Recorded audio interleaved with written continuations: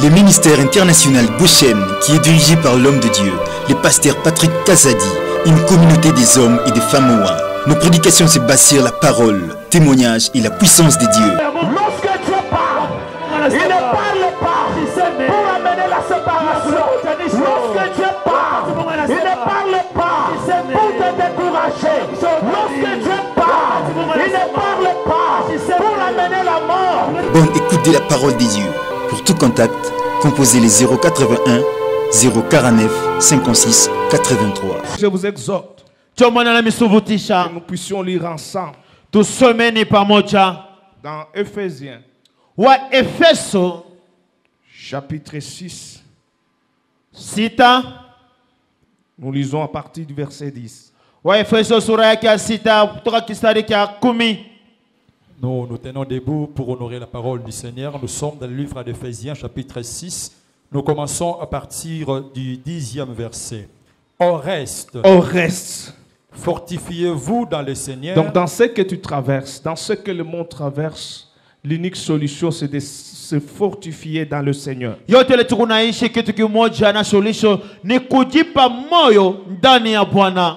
Et par sa force toute puissante, revêtez-vous de toutes les armes de Dieu afin de pouvoir tenir ferme contre les ruses du diable.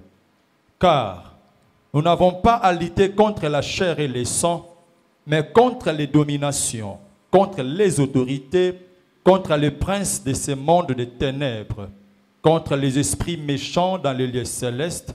C'est pourquoi prenez toutes les armes de Dieu afin de pouvoir résister dans les mauvais jours. Afin de pouvoir résister dans le mauvais jour. Et tenir ferme après avoir tout surmonté. Et tenir ferme après avoir tout surmonté. Tenez donc ferme. Ayez à vos reins la vérité pour ceinture. Première arme, la vérité. Revêtez la cuirasse de la justice. Deuxième arme, la cuirasse de la justice. Mettez pour chaussure à vos pieds les ailes que donne l'évangile de paix. Les ailes que donne l'évangile de paix. Prenez par-dessus tout cela le bouclier de la foi avec lequel vous pourrez éteindre tous les traits enflammés du malin. Quatrième arme, le bouclier de la foi. Prenez aussi les casques du salut et le paix de l'esprit qui est la parole de Dieu. Cinquième arme, le casque du salut. Faites en tout temps. Et sixième arme, l'épée de l'esprit. Faites en tout temps par l'esprit toutes sortes de prières et de supplications. Veillez à cela qu'une entière persévérance et priez pour tous les saints. Que Dieu vous bénisse. Amen. Amen. Amen. Amen. La prédication de ce matin sera une exhortation, une motivation et créer en vous de l'espoir. Pour vous dire, au-delà de tout ce que vous traversez, au-delà de tout ce que nous connaissons comme problème, Dieu est au contrôle de tout. Et rien ne peut échapper au contrôle de Dieu.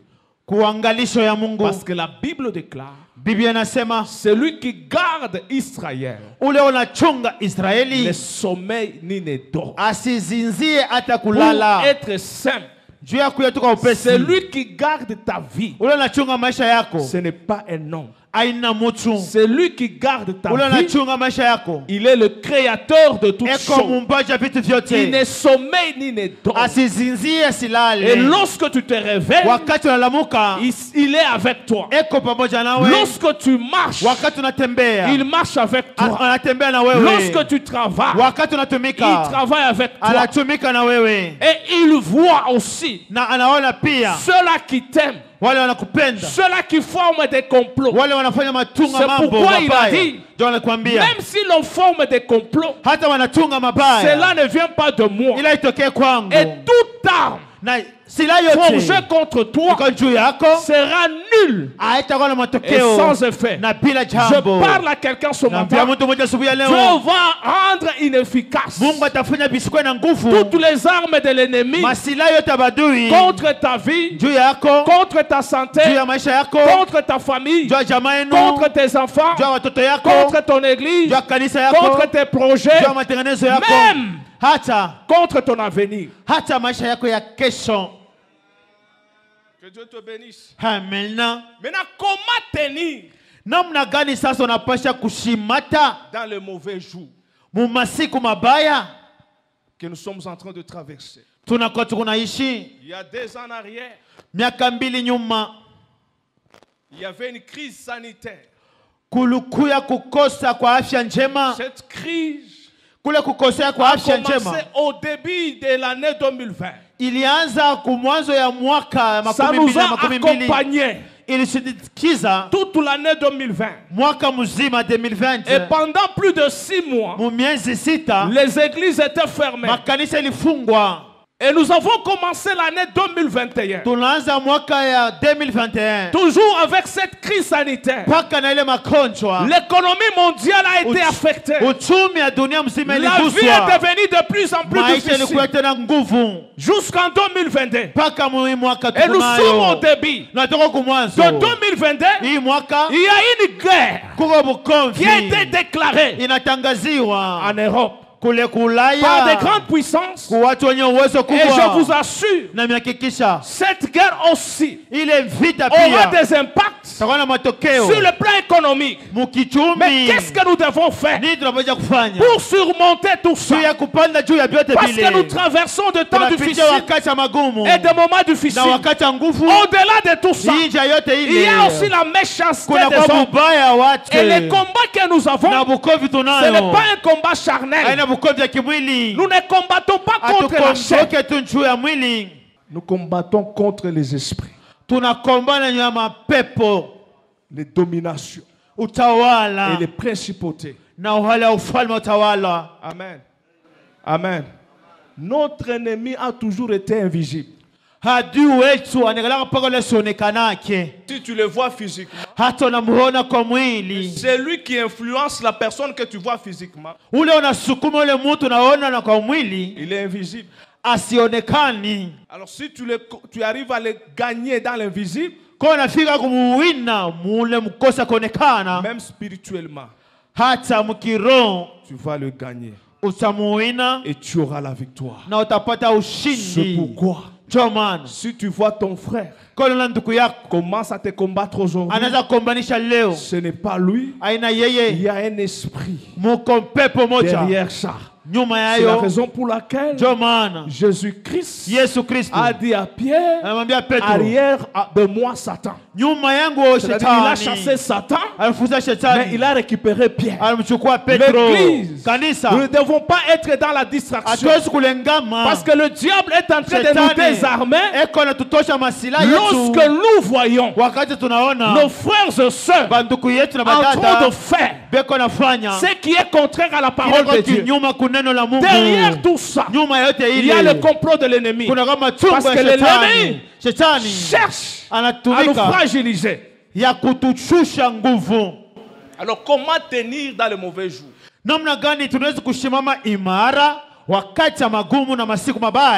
Est-ce qu'on doit organiser beaucoup de prières? 40 jours de prière. Il y a d'autres choses. Tout dans la guerre, ce qui compte beaucoup, ce sont des stratégies. Vous pouvez avoir des armes, mais si vous n'avez pas de stratégie, vous allez perdre le combat.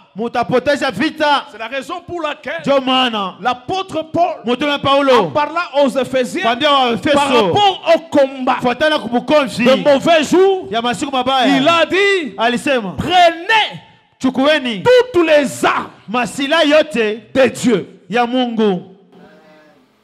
C'est-à-dire, le monde a ses armes. Dieu aussi a ses armes. Amen. Amen. Maintenant, toi, tu combats avec quelle arme? Sasa wewe unapika vita na sila gani? Avec les armes de Dieu Na sila ya ou Mungu les armes de ce monde? au masila dunia huu? Daudi, Saül devrait lui donner ses armures. Saulo alipasha kumupatia ile masila yote alikuwa nayo. David a refusé Daudi les armures de Saül, ile masila ya mais il Saulo a utilisé alitumia l'arme de Dieu. sila ya C'est Mungu. pourquoi il a dit Ndio alisema à Goliath, kwa Goliati, tu viens avec la lance unakuya na ile et les javelots. na ile Parce que mipindi la lance, ile mishale ce sont des armes inakuwa masila fabriquées par des hommes. watu wanaitunga. Les javelots, ile inakuwa c'est une mipindi. arme Inakuwa fabriquée silaha par les hommes. inachungwa Mais na watu. David lui a dit, Daudi alisema, moi je viens mimi nakuya avec le nom de l'Éternel. na jina la milele. L'arme de David Sila ya n'était Daudi pas l'arme donnée par les hommes, haikuwa watu mais lui walipatia il a hiyo. utilisé Yeye alitumia le nom de l'Éternel. jina la Mungu. Bien-aimé dans le Jina Seigneur, la Kristo. pendant cette Hii période, wakati nous avons besoin tuna lazima d'utiliser les armes de Dieu. ya kutumia masila ya Mungu. Si tu pars avec les armes des hommes, Ukaenda na masila ya watu, tu seras battu. utapigwa, Tu vas perdre le combat. utapotesha vita. Amen. Amina. Nous avons besoin Tuna lazima d'utiliser. kutumia Je dis bien d'utiliser kutumia ce que l'apôtre Paul dit, ile mtume Paulo anasema les armes de Dieu. masila za Mungu. Première arme, Sila ya kwanza il a dit, alisema ayez à vos reins mukuye mukivunu yenu la vérité ukweli comme ceinture. kama ile inakuwa mukaba kama mshipi. Voyez la ceinture ici. Munaona mshipi ya kivuno C'est pour bien fixer l'habit, ni njoo ibambishe mzuri nguo pour que je puisse me sentir en sécurité. ili nijisikia kusema miko muukingo. Donc ça tournait tout mon corps. Inazunguluka mwili wangu mzima. Et c'est pour dire, Ni njoo kusema je me sens en sécurité. najikuta Alors comme muukingo. première arme, Sila ya kwanza nous devons avoir la vérité tunapasha kuwa na ukweli comme ceinture.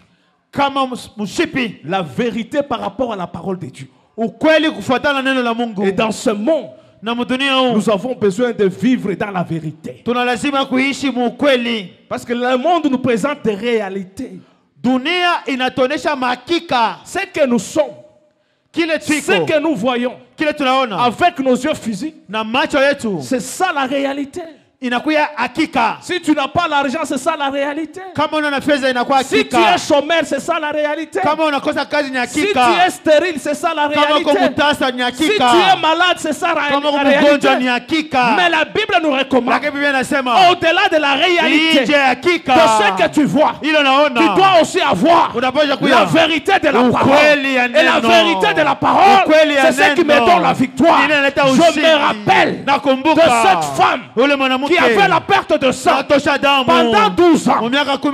Oui, elle était malade. Yeye alikuwa mgonjwa. La réalité est que Hakika elle ilikuwa avait dépensé aliutosha tout yote. ce qu'il avait Pesa yote alikuwa pour voir nayo. le médecin. Kwa wale waganga. Et la Bible déclare, Biblia inasema, dans tout ce qu'elle a yote fait, alifanya. elle n'a pas eu la guérison. Hakupata uponyaji. C'est ça la réalité Kwa hakika. que le monde lui a présenté. Ile dunia Mais limuonesha. un jour, Siku elle moja devait quitter alipaswa la kutoka. dimension Hatua de la réalité ya hakika. pour entrer Juu ya kuingia dans la vérité.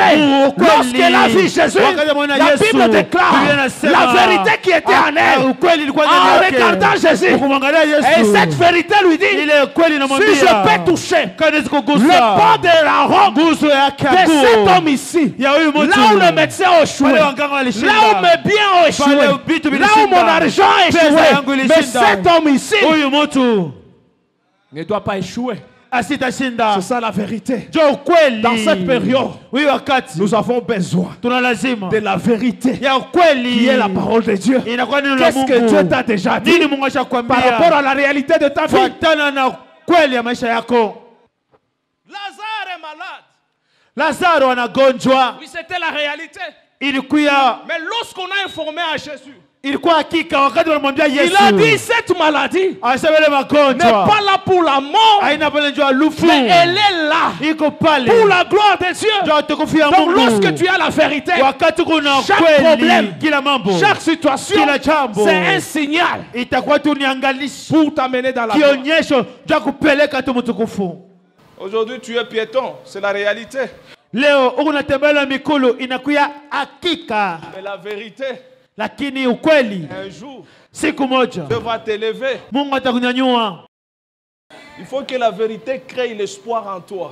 Inafaa kusema ile ukweli ilete tumaini ndani yako. C'est là qu'un homme qui veut marcher dans la vérité, Mtu anapenda kutembea mu ukweli, même sa ceinture hata kando kando yake va être révisée. inapasha kutilia upya. Il ne faut jamais marcher avec des personnes qui sont négatives, Usitembee na bale batu pe unaona paka bibaya, qui voient l'échec partout, wanaona kushinda fasi yote, qui voient des problèmes partout. wanaona mambo fasi yote. Ça va t'affecter. Itakugusa, Ça va t'affecter. itakuingilia. C'est pourquoi dans la guerre, Mubukomvi s'il y a des gens qui sont blessés, kama bantu wanapata on les laisse à banaumiwa, la disposition de la Croix-Rouge. wanawacha kwa waganga. Mais ceux-là Wale qui sont encore sur le champ de bataille, beko muvita ils continuent. wanaendelea. Dites amen très bien. Amina. Première arme, Sila ya la kwanza vérité comme ceinture. inakuwa ni ukweli kama mshipi. Et deuxième arme, Ya pili la cuirasse de la justice. ile kutamani kwa uwaki. Amen. Amen. La cuirasse est une arme qui nous aide à protéger la partie sensible. Inakuya ile sila inatusaidia tuchunge ile fasi ya mzuri ile inaweza kutugusa. Bon, pendant notre période, dans le langage courant, c'est ce qu'on appelle antiballe. Mkusema kwetu kwa leo inasema ni kujichunga kulisasi sikuingie. Est-ce qu'on porte l'antiballe au pied? Kuna kwa kiombo kimoja tunafalaka ili lisasi sikuingie na tuivalake kumuguu. On porte l'antiballe où?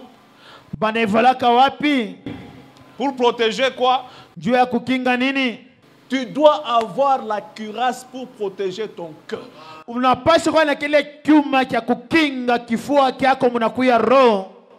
La Bible déclare, garde ton cœur plus que autre chose.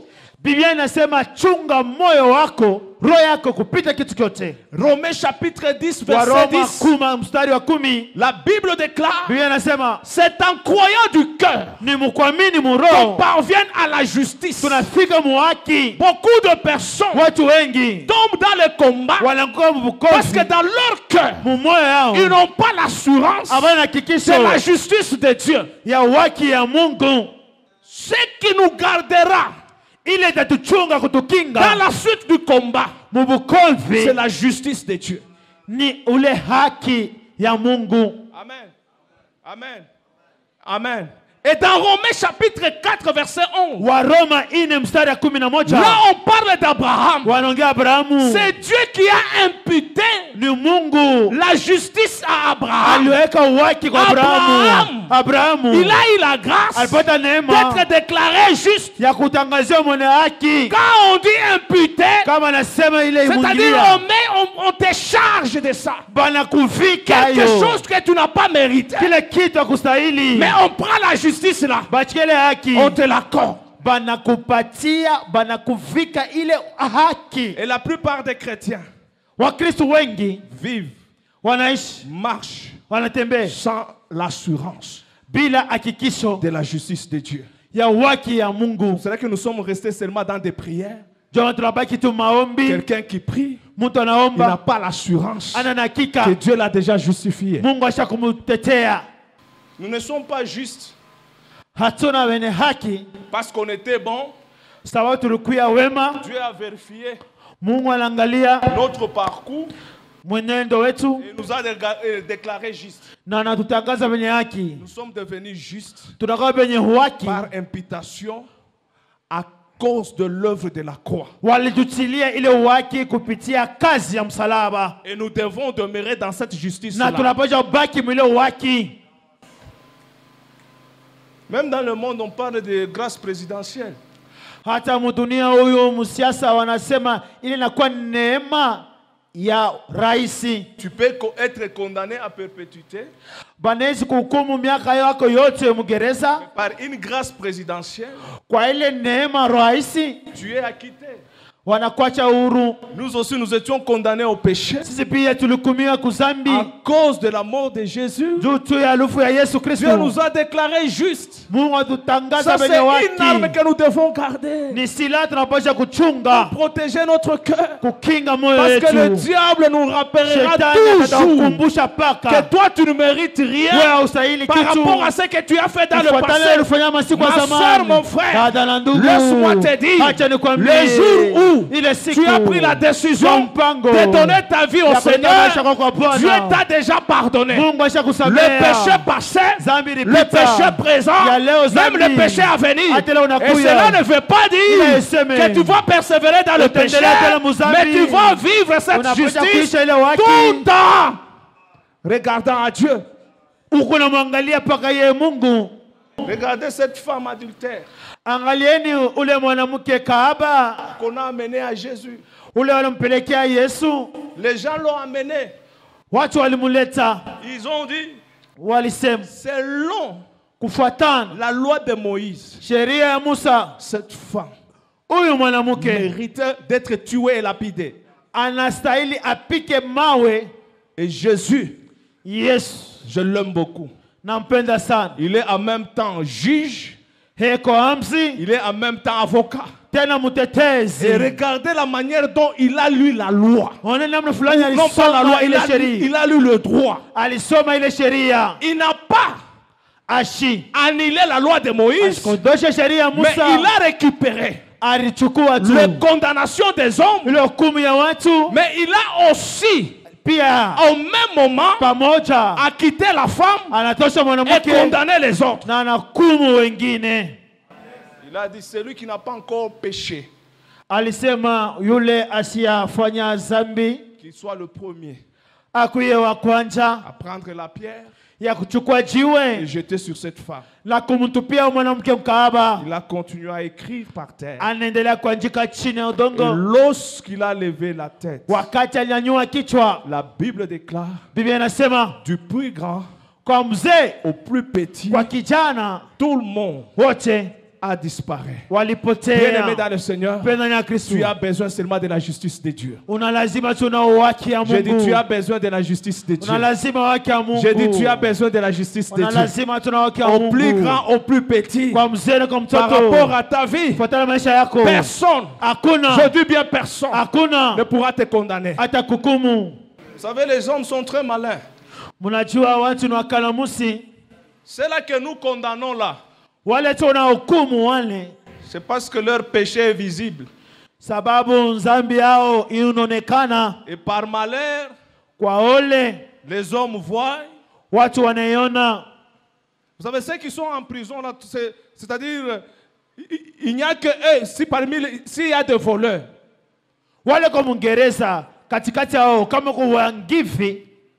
Et c'est tous ceux qui sont en prison, ce sont les voleurs du monde. Il y a d'autres personnes, depuis qu'il est né, il est toujours voleur. On ne l'a jamais attrapé. Il persévère dans le vol. Lorsqu'on attrape quelqu'un, il est le premier à lui jeter de pierres. Mais il est voleur. Parce qu'il n'a pas eu la malchance d'être attrapé. Mais celui qui est en prison, il a eu la malchance d'être attrapé. C'est pour cela que j'aime Jésus. Il a interdit aux hommes de juger. Parce qu'il a dit, vous serez aussi jugés. Parce que toi aussi, tu as des choses que tu fais en secret. Qu'on ne connaît même pas. Il n'y a que toi et le Saint-Esprit et Dieu que vous connaissez. Maintenant, si on attrape quelqu'un, tu es le premier. Église, ne tombons pas dans le piège. Regardons à Dieu. Nous sommes tous enfants de Dieu. Nous avons été tous sauvés par le sang de Jésus. Ne faisons pas le malin de dire que nous sommes super. que d'autres personnes. Kwa wengine. Nous tous, Sisi wote nous bénéficions la même grâce. tuna neema moja. Aujourd'hui, nous bénéficions la même Tuna grâce. neema moja. Et même si tu ne pêches pas, Hata afanye ce zambi. n'est pas parce que tu es fort. Aina njoko nguvu. Tu ne pêches pas Afanye zambi. parce que tu as la grâce de Dieu. Njoko na neema Il y ya a d'autres Mungu. personnes Kwa watu qui ne wengine. pêchent pas Afanye parce zambi. qu'ils n'ont pas l'occasion, Abana parce bahati. qu'ils n'ont pas même le moyen. Ana na muna. Attends le jour Chunga. où il aura le moyen, Anapata il aura kidogo. l'occasion. Taka na C'est bahati. à ce Kwa ile moment-là, wakati. aujourd'hui c'est à ce Ni kwa ile moment-là, wakati. on verra Tutaona. que si tu es intègre, Kama uko mwenye haki. même Job, Yobo qui était l'homme intègre, alikuwa mtu mwenye haki. lorsque Dieu a ordonné le Wakati diable, Mungu aruhusu shetani. Dieu avait mis des limites. Mungu aliweka Parce que mipaka. le péché vient de l'âme. Wakati zambi inatoka Mais kunafsi. Dieu a dit à Satan, Mungu alimwambia shetani, touche son corps, gusa mwili mais ne wake. touche pas l'âme. Usiguse nafsi. Toi aussi tu vas faire cette prière. We pia ile maombi utaifanya. Que Dieu garde ton âme. Mungu achunge nafsi yako. Que Dieu garde ton âme. Achunge nafsi yako. Que Dieu te protège. Akukinge Mungu. Que tu ne sois pas un sujet de scandale. Usikuye matokeo mabaya C'est ça kuya la pako. prière Jo maombi. que tu dois faire. Unapasha kufanya na kuomba. Parce que la Bible dit tout peut arriver à tous.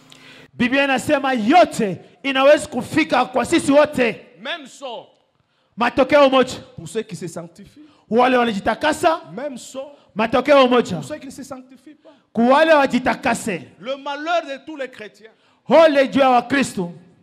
et l'erreur que nous commettons, Na kosa ile sisi c'est tunatendaka. lorsque nous croyons. Wakati tunaamini Ce qui arrive à d'autres ile personnes, nafikia wengine ça ne peut pas nous arriver. haiwezi kutufikia. Si un autre frère perd sa mère ou ses parents, Kama ndio mwingine apotesha wazazi yake, nous croyons que ça ne peut pas nous arriver. tunaamini sasa haiwezi Le kutufikia. même problème Mambo qui moja touche le voisin, inagusa ça peut aussi te jirani, toucher. inaweza kukugusa pia.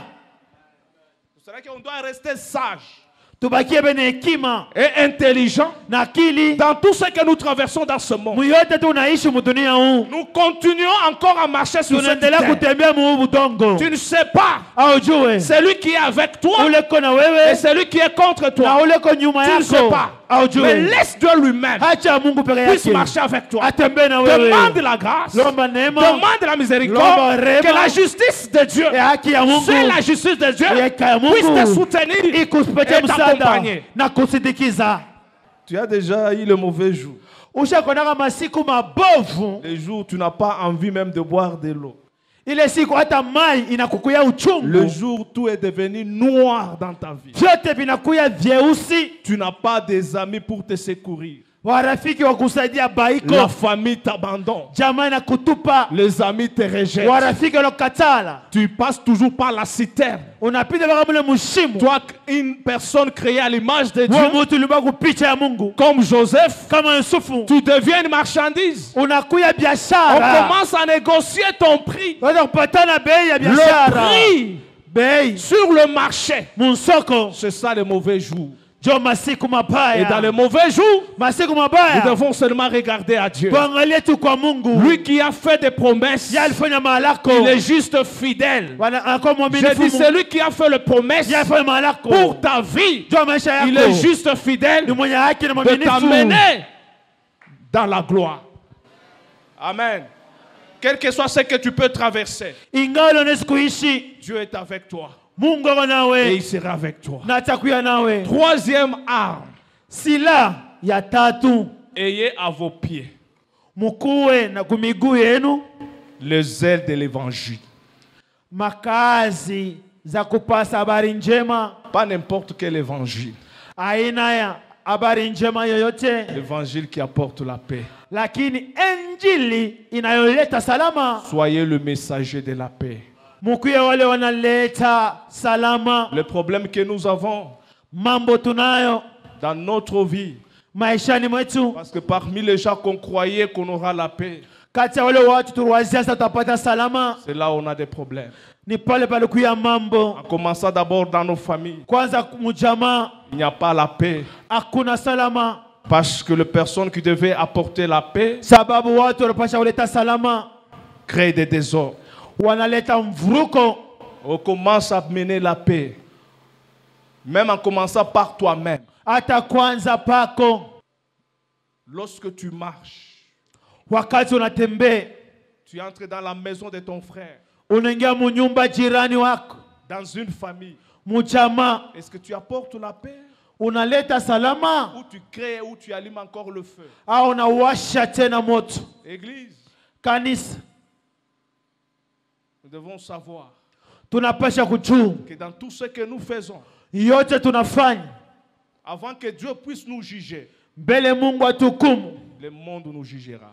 Dunia itatukumu. Combien de personnes watu ngapi que tu as fait séparer urachanisha lorsque tu es arrivé dans une église? Wakati fika mkanisa moja, tu as trouvé deux personnes qui marchaient ensemble. Ulikuta watu wawili wanatembea pamoja. Ta présence uwapo wako a amené des divisions. Inaleta chanisho. Tu es entré à l'église unaingia kanisa avec le mensonge na bongo pour décourager juu ya kushusha hodari les membres que tu as trouvé à l'église. Wamembe ulikuta kanisa. Bien-aimé, ndugu, s'il y a un endroit où nous devons être sérieux, c'est à l'église, c'est dans la maison de Dieu. Oh, je dis, s'il y a un endroit où nous devons travailler pour amener la paix, pour travailler pour la paix, c'est à l'église. Le diable nous a déjà eu. Parmi les armes que l'apôtre Paul a parlé, la prière n'était pas parmi les armes. Mais le diable nous a poussé à la prière, mais il nous a amenés à négliger ce que nous devons porter pour détruire le monde des ténèbres. Bien aimé dans le Seigneur, l'amour est une arme efficace pour détruire les œuvres du ténèbre. Mais le diable nous a laissé la prière, mais il a détruit l'amour dans nos cœurs. Ce n'est pas le fait que vous envoyez dans le monde des ténèbres qui détruit les œuvres des ténèbres. Ce qui pourra détruire les œuvres de ténèbres, c'est la qualité de ton cœur, l'amour que tu portes à ton cœur. C'est ce qui peut affaiblir le diable. Depuis qu'on a commencé à envoyer feu, et vous regardez très bien, ce feu-là a commencé à te consumer d'abord toi-même. Moto inaanza kukulungusha peke yako. Si réellement c'était à cause de la prière que les choses peuvent changer. Kama ilikuwa tu njoo maombi vitu viliwezi kubadilika. En ce moment ici au Congo, hii wakati mu Congo démocratie, les gens sont en train de prier. Watu wote wanaomba. Au lieu de prêcher la parole, les gens commencent à s'attaquer.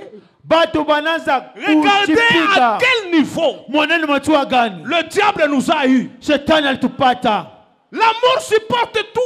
Mais là, les gens n'arrivent pas à supporter. Si tu as la vérité comme ceinture, si tu as la cuirasse de la justice, si tes pieds apportent l'évangile de paix, même si le diable devient puissant, il ne peut pas te détruire. Pour Jésus, on a détruit son corps, mais on ne l'a pas détruit.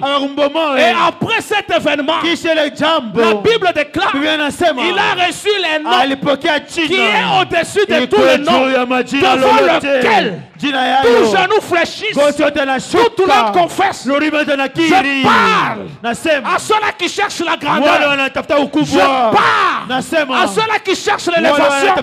L'unique secret, c'est l'humilité.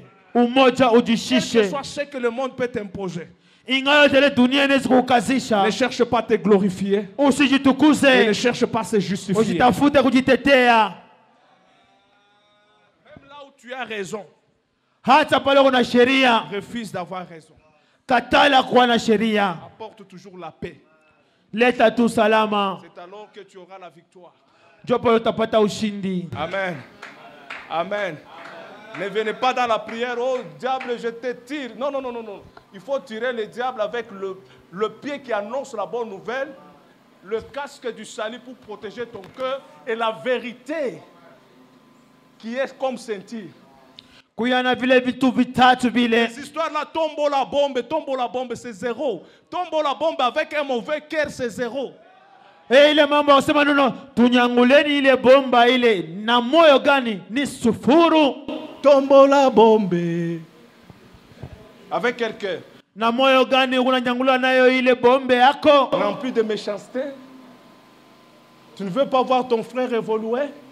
Apende kona jirani wako endelee. Tu ne veux pas voir le bonheur de ton frère? Apende kona tena furaha jirani yako. Tu ne veux pas voir le sourire de ton frère? Apende kona ncheko ya jirani Il y a wako. d'autres personnes qui sont méchants. Watu wengine wabaya. Il ne veut pas voir l'autre en train de sourire. Apende wana mwingine acheke. Frère, c'est Dieu qui t'a créé. Ndugu, ni Mungu alikuumba. Tu n'as pas confié ta vie entre les mains d'une personne. Asikulete maisha yako mikono ya mtu Ta mmoja. vie, c'est Dieu. Maisha yako ni Mungu. S'il faut sourire, souris. Kani kucheka cheka. S'il faut danser, danse. Kani kucheza S'il faut cheza. être dans la joie, sois dans la joie. Mfura kuya Tu ne mfura. dépends pas de celui qui est à côté de toi. Ambatana ule kwa pembeni Tu yako. dépends de Dieu. Unaambatana na Mungu. Si quelqu'un se sent mal lorsque tu es dans la joie, il est sorcier. Parce que ce sont les sorciers qui n'aiment pas voir d'autres personnes dans la joie. Kama mtu anasikia mubaya kama uko mfura, jina lake ni mulozi. Semana vuma sana mashuko. Acha vuma ni pabulongo babako. Vimba na wewe pa budongo ni bashibote.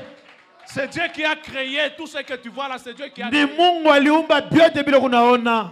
Que personne ne t'intimide. Basi kongopeshe. C'est Dieu qui t'a Ni créé. Mungu alikuumba. Même celui qui parle là, c'est Dieu qui l'a créé. Ni Mungu alimuumba. Il parle avec le souffle de ton Anasema na père. pumzi ya baba yako. Il y a d'autres personnes qui commencent à pleurer parce qu'un homme a parlé. Watu wengine wanaanza kutukulia juu ya nini? Mtu mmoja tu ndio alisema. Un homme commence à te faire pleurer. Mtu mmoja anaweza kukurudisha Le wewe. jour où Dieu parlera, Sasa ile siku Mungu atasema dans le mauvais sens, mbaya, tu pleures. unalia, Unapata na malaria isoma parce qu'un homme. unapata na ile malaria ya roho, ndio tu mtu mmoja. Garde ton cœur plus qu'autre chose. Chunga Ne moyo tombe pas wako. malade à cause de l'attitude d'une personne ou d'un homme ou d'une femme. Usianguke mgonjwa njutsu ya matabia na maali ya Il dada n'y a au que Christ ndugu. qui est mort à la croix pour nous tous. Kristo tu ndio alikufaka njoo ashibote. Mais toi, tu veux mourir pour rien. Wewe utakufa tu kwa Parce qu'un bure. homme a parlé, Ndio mtu mmoja alisema tu décides de mourir. unataka mpango wa kufa. Même si tu as pris la décision Achukua mpango de te suicider, ya kujiua. frère, laisse ça. Ndugu Il y a acha. encore de l'espoir. Kuna kuwa tena Je dis, il y a tumaini. encore de l'espoir. Tumaini tena iko. Ce qui arrive plus meilleur Ile bigo kwa par bizuri. rapport à ce que tu as perdu. Ile ripotesa. Il faut que d'autres partent Inafaa vingine pour que la bende. nouvelle personne arrive. Ina vitu vingine vingie vipya. Unakatisha tout, unakonte ma plafond parce que quelqu'un a parlé. Usiku mzima unaangalia manjanja tu. Commence d'abord à amener la bonne nouvelle de paix en toi. Anja kwanza kuleta habari njema ya salama ndani yako. À ce moment-là, tu vas communiquer la paix aux autres. Sasa pale utatumbukizia pia salama kwa wengine. Si cela est nécessaire, Kama ile inakuwa ya maana, soyons en paix avec tout le monde. tukuie musalama na watu wote. Avec ceux qui t'aiment Na wale wanakupenda et ceux qui ne t'aiment pas. na wale wakupenzi. Dans la vie, il ne faut jamais créer des ennemis à l'occasion de rien. C'est toi qui seras perdant. Mumaisha hapana kutafuta badui babule, maisha ni utapoteza. Ceux qui te salissent, c'est bien. Ceux qui refusent, c'est leur problème, c'est leur choix. Est-ce qu'on peut forcer des choses comme ça? Ula nakusalimia ndio jambo, ula sikusalimie haina mambo, unapasha kukua kimya. D'autres personnes perdent même l'appétit parce que quelqu'un ne l'a pas salué. Frère, mange.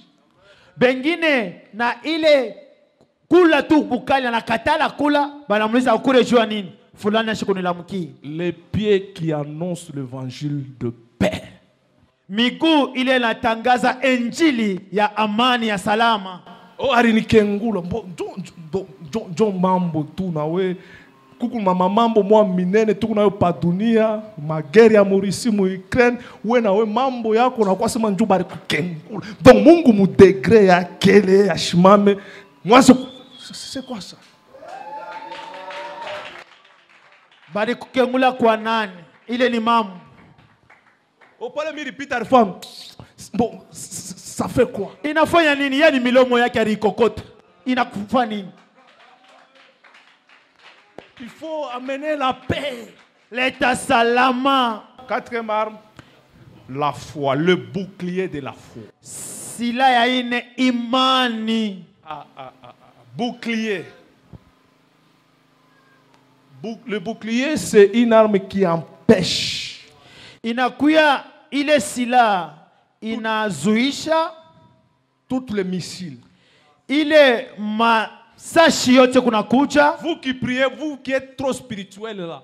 Nini muko bakiro zaidi bali. Devant n'importe quel problème, vous voyez le missile. Ingawa mbele mambo yote munaona ile masashi minene. Une missile inatoka mubuloji. Ai masashi unatoka na mubuloji. Pour que les missiles à mubuloji ne puissent pas atteindre ta vie, tu dois avoir le bouclier de la foi. Ile masashi isifike tena maisha yako. Unapaswa kuwa na ile kia ukingo kia imani. La foi ne signifie pas l'absence de problème. Imani aiseme mambo haitakuwa. La foi ne signifie pas Imani aiseme de tir des arts. Kukosa kukuye masashi ya masila. L'ennemi peut tirer. L'ennemi peut envoyer le missile. Ce n'est pas un problème. Mais là où tu es, tu dois avoir quelque chose que tu vas utiliser pour te défendre. Et l'unique arme qui nous aide à nous défendre contre les traits enflammés du malin, c'est la foi. Sans la foi, nul ne peut être agréable à Dieu. Si tu es là, c'est par la foi. Tu dois avoir la foi que Dieu est capable de te sauver, de t'accompagner, de te guérir, de te donner du travail, de te donner l'esprit de créativité. Dieu ne donne pas seulement le travail, en donnant le travail, il va te donner l'esprit de créativité. Il n'y a que nous les chrétiens, nous sommes là seulement par la prière. Mais il faut avoir aussi le cerveau pour tourner. Kuna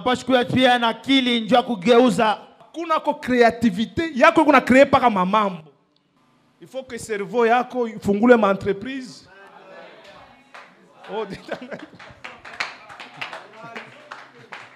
Il faut entreprise ya nzembele mu cerveau. Kampuni itaanza kwanja mukichwa. Ndio ikuwe visible. Ndio ionekane. Mais wako unaanzia paka bukomvi mu cerveau et puis unaona bantu banakombana ndio unabapikia mikono. Wewe mukichwa yako ni bantu bakombani. Kama binaonekana nje ni bantu wanaanza kulipika makofi wewe unafurahi. Na cerveau ya ba mama ndio haitumikake tena kichwa kishabakia paka ma plante. Bichwa vya mama bioni paka kabelo. Faut cerveau ya mwanamke na wewe natumika. Tumikisha kichwa pia mama. Là où il y avait zéro, ta présence amène beaucoup de choses. L'esprit d'initiative, l'homme commence à avancer. Pale kwa bure lakini wewe unaleta bitu na Bwana anaanza kuendelea. On te donne $100, tu penses aussi comment multiplier ces $100. Il ne faut pas qu'on te donne $100, tu penses déjà au kabelo. Non. La Bible déclare, bien nasema, je lui donnerai une aide semblable. Quand on dit aide, c'est-à-dire ulikuwa na poa na kwa kusaidia kwa munyangule ile poa. Maana yake ulikuwa na kibujito wa kukusaidia na kuya kukusaidia kwa kile kibujito. Mais kama ule mwenyewe wa kusaidia anakuwa poa, utachoka. Sasa wakuwa kukusaidia kushusha kwa kibujito. Yeye mwenyewe anakuwa tena bujito. Il faut aussi tourner le cerveau. Geuza kwa kichwa na akili. Comment avancer avec votre famille? Namna gani kuendelea na jamaa yenu? Comment aussi avancer avec les enfants? Na watoto. Amen. Amina. Amen. Amina. L'autre casque du salut. Kofia ya wokovu. Nous devons démontrer tunapasha kuonyesha à l'humanité kwa ulimwengu que nous avions été sauvés. Tulokolewa. Lorsque l'ennemi viendra, wakati adui atakuja, qu'il trouve en nous un signe akute ndani yetu alama que nous sommes déjà sauvés. Tushaokolewa. Je vous donne un petit exemple. Mfano kidogo. Tu sors ici. Unatoka hapo. Tu rencontres un policier. Unakutana na mpulushi. Le policier. Pulushi. Mais en tenue civile. Lakini ana mavazi ya kipulushi. Et lorsqu'il t'arrête, wakati anakubamba, tu va accepter facilement. utechika, Il y aura d'abord une discussion. mabishano itaanza. C'est la même chose Jo pamoja. dans le monde spirituel. Mukiro. Amen. Amina. Amen. Amina. Amen. Amina. Il faut que le monde spirituel sente Inafaa ile dunia ya kiroho isikie. que tu as le casque du salut. Una Tu as kofia l'assurance du ya salut. wokovu, Il y unahakikisha a d'autres wokovu. personnes. Watu Ils wengine sont sauvés. Mais wanaokolewa. lui-même ne croit pas qu'il est sauvé. Yeye mwenyewe ashishika Chaque sasa jour, kila siku il se plaint. Quelqu'un qui est anajisemezea. sauvé Ule ne doit pas kuokolewa se plaindre. haitaanza Un kujiungana. policier Ule qui polushi est en tenue eko mvazi zake peut arrêter n'importe qui. anaweza kusimamisha mtu yote. Lorsqu'on regardera ta tête, Wakati wataangalia kichwa yako, il faut qu'on voit que celui-ci est sauvé. ifo baseme huyu ashaokolewa. Il y a un signe qu'on ne puisse pas te toucher. Ni alama ila hawezi kukugusa. Amen. Et ce qui nous donnera un signe, c'est le sang de Jésus-Christ. Ile tutupatia alama ni damu ya Yesu Kristo. Chaque fois que nous marchons, Wakati tunatembea, il faut que le sang de Jésus nafai damu ya Yesu nous couvre.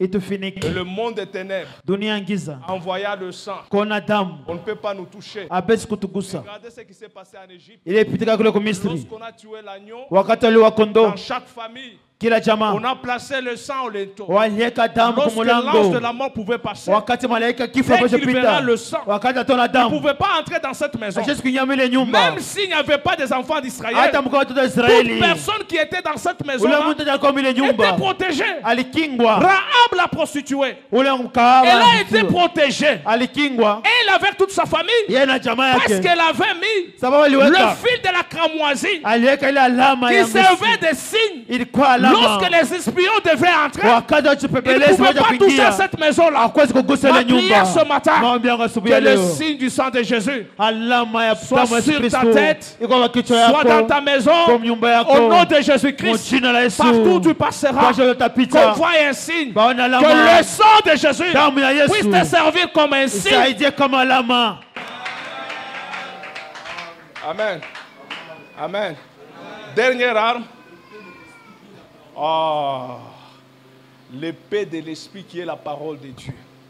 Amen. Tu ne peux pas réussir ta vie sans la parole de Dieu.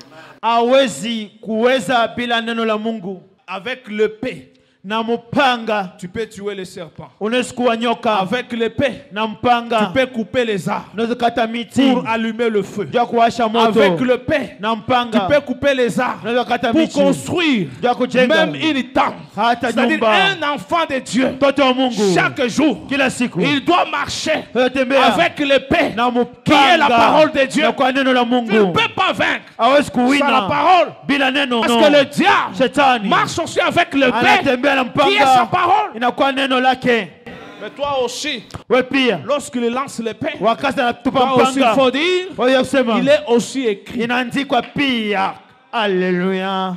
Jésus, Yesu après avoir passé 40 nuits et 40 jours, kisha kupitia masiku 40 na siku, laisse-moi te dire, si l'apôtre Paul n'a pas mis la prière comme l'arme, il sait que le diable n'a pas peur de la prière, mais il a peur des armes spirituelles, qui est la ceinture de la vérité, qui est la cuirasse de la justice, le pied qui annonce l'évangile, la foi, le pied qui est la parole.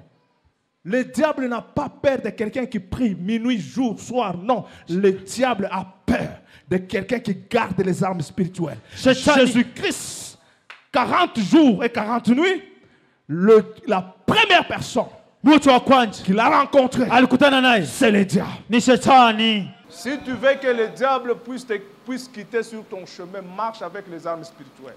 Kwa unapenda Shetani atoke munjia yako, tembea na hii masila ya kiroho. Avec les armes spirituelles, la parole qui dit résister au diable, il fera loin de vous. Na hii masila ya kiroho na ile nasema mkwe mbele Shetani atakimbia mbele yenu.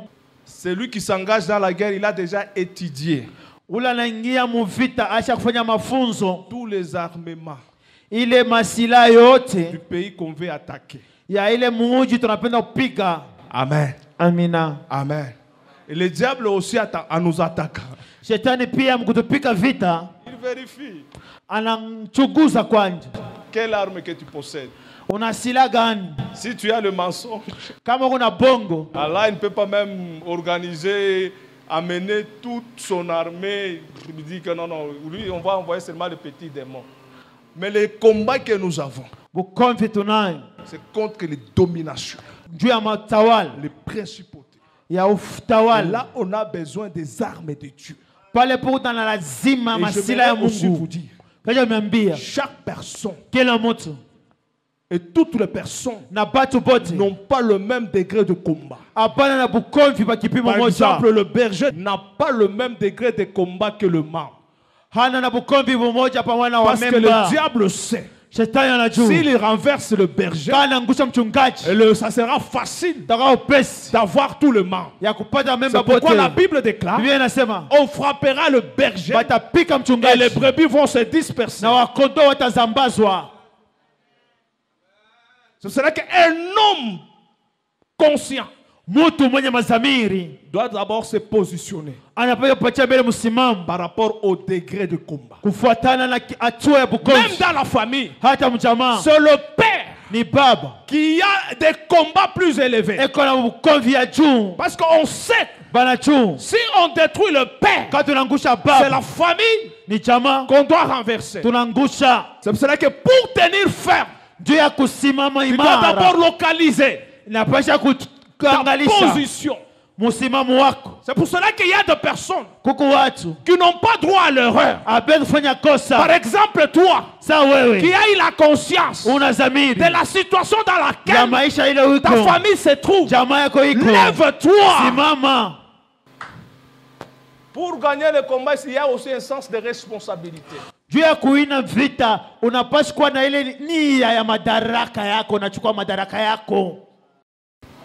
Si tu as ce sens de responsabilité, tu dois être sérieux dans tout ce que tu fais.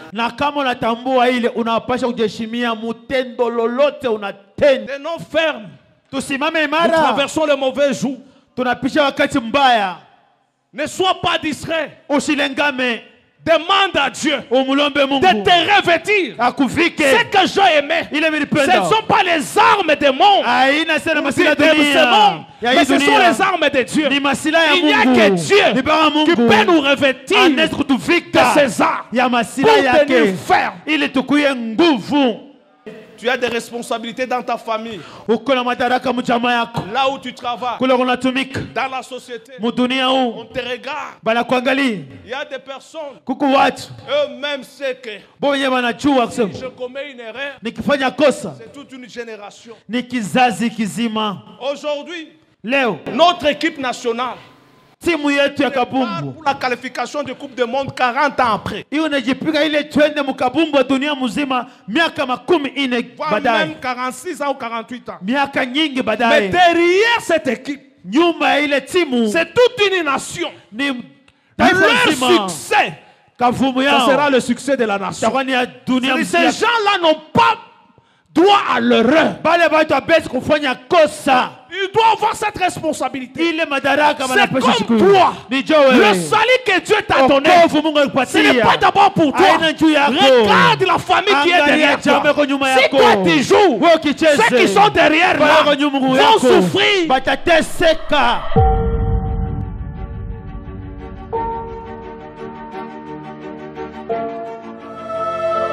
Le ministère international Goshen, qui est dirigé par l'homme de Dieu, le pasteur Patrick Kazadi, une communauté des hommes et des femmes Moa.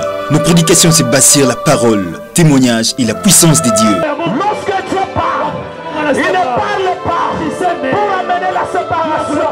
Lorsque Dieu parle, il ne parle pas pour te décourager. Lorsque Dieu parle, il ne parle pas pour amener la mort. Bonne écoute de la parole de Dieu. Pour tout contact, composez les 081 049 56 83.